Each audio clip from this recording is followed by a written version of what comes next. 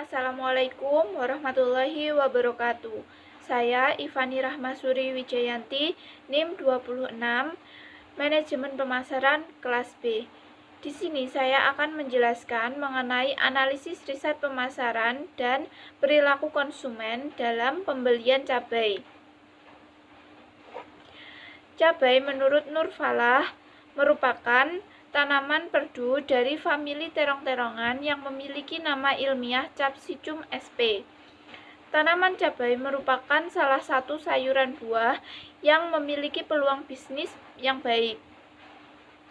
Besarnya kebutuhan dalam negeri maupun luar negeri menjadikan cabai sebagai komoditas yang menjanjikan.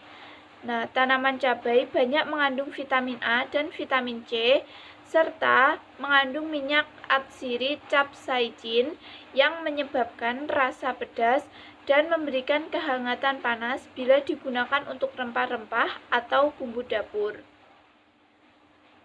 Selanjutnya yaitu alasan memilih produk. Nah, alasan saya memilih produk cabai ini yaitu banyaknya masyarakat yang mengkonsumsi cabai atau suka dengan makanan pedas yang berasal dari cabai, misal membuat sambal. Nah, membuat saya tertarik untuk melakukan analisis perilaku konsumen atau pembelian cabai sehingga saya bisa mengetahui bagaimana kualitas cabai yang dapat memberikan nilai kepuasan pada pelanggan. Apakah kualitas cabai mempengaruhi kepuasan pelanggan atau tidak? Nah, saya memilih produk cabai yang dijual di warung karena lokasi pasar jauh dari rumah saya. Analisis riset pemasaran yang pertama yaitu kekuatan. Kekuatan dari cabai yaitu harga cabai lebih murah karena pedagang memiliki lahan untuk memproduksi cabai sendiri, sehingga harga jual dari pedagang yang di warung ini lebih murah. Nah, selanjutnya ke kelemahan. Masih sedikit jenis cabai yang dijual oleh pedagang warung, yaitu hanya menjual cabai merah dan cabai hijau. Selanjutnya yaitu peluang. Peluang dari adanya penjualan cabai yaitu masih sedikit pesaing yang menjual produk sejenis di lingkungan sekitar. Selanjutnya yaitu adalah ancaman. Munculnya pesaing baru yang menjual produk sejenis dan berada di sekitar lingkungan jualan pedagang tersebut. Kuesioner. Nah, untuk pertanyaan nomor 1 sampai 5 ini adalah kepuasan konsumen. Yang pertama yaitu apakah Anda memperhatikan harga saat membeli cabai. Yang kedua yaitu apakah Anda memperhatikan kualitas pada cabai. Pertanyaan ketiga yaitu apakah Anda memperhatikan kemasan pada cabai. Karena biasanya terdapat dua jenis kemasan, yaitu dibungkus dengan daun dan biasanya dengan plastik.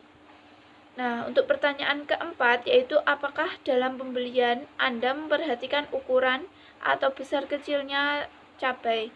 Nah, yang kelima, apakah Anda memperhatikan manfaat dari cabai. Untuk kuesioner yang nomor 6 sampai 10 yaitu adalah mengenai kualitas cabai. Yang nomor 6 yaitu apakah Anda membeli cabai di warung? Apakah Anda membeli cabai setiap hari? Yang ke-8 yaitu apakah Anda mengkonsumsi cabai setiap hari? Yang ke-9, apakah Anda membeli cabai dalam jumlah yang banyak? Dan yang terakhir yaitu apakah Anda tidak pernah membeli cabai? Nah, kuesioner ini dapat dijawab dengan pilihan. Yang pertama yaitu sangat setuju, yang kedua itu netral, dan yang ketiga yaitu adalah tidak setuju. Selanjutnya yaitu hasil kuesioner. Berdasarkan gambar berikut ini yaitu jenis kelamin yang lebih mendominasi dalam pembelian cabai yaitu adalah perempuan. Nah, untuk kuesioner ini mendapatkan 16 responden. Pada hasil kuesioner di bawah ini yaitu harga, kualitas cabai, manfaat, kemasan, dan ukuran cabai sangat mempengaruhi pelanggan dalam membeli cabai.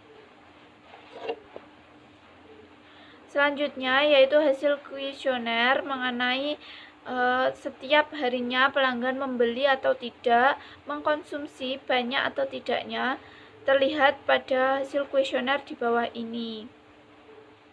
Hasil dan pembahasan. Nah, di samping tabel model summary ini adalah data dari hasil kuesioner pertanyaan yang sudah dijelaskan sebelumnya, yaitu terdapat 16 responden.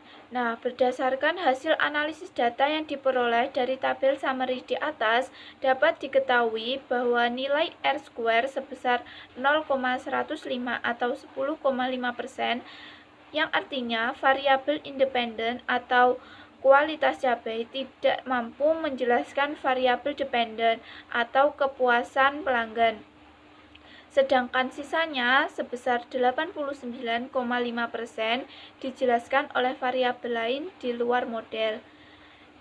Nilai koefisien determinasi sebesar 10,5% atau 0,105 menunjukkan bahwa model regresi ini tidak layak karena memiliki nilai koefisien determinasi kurang dari 50%.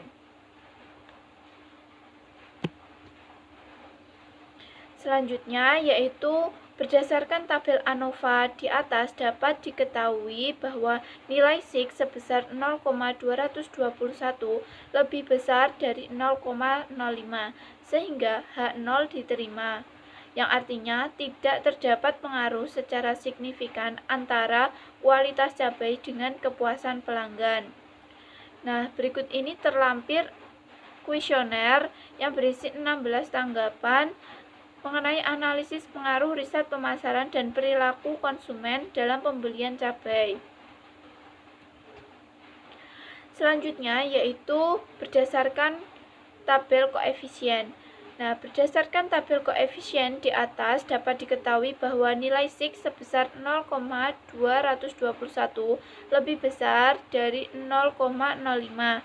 Maka kualitas cabai tidak berpengaruh signifikan secara parsial terhadap kepuasan pelanggan. Pembahasan. Berdasarkan hasil analisis yang sudah dilakukan, dapat diketahui bahwa kualitas cabai tidak berpengaruh secara signifikan terhadap kepuasan pelanggan. Nah, berdasarkan hasil analisis riset pemasaran, maka pedagang warung harus meningkatkan penjualan, yaitu dengan memiliki berbagai macam jenis cabai agar pelanggan tetap setia untuk membeli di warung tersebut. Misalnya dengan menambah jenis cabai, tidak hanya menjual cabai merah dan cabai hijau saja. Berikut ini adalah dokumentasi dari riset pemasaran dan perilaku konsumen mengenai pembelian cabai.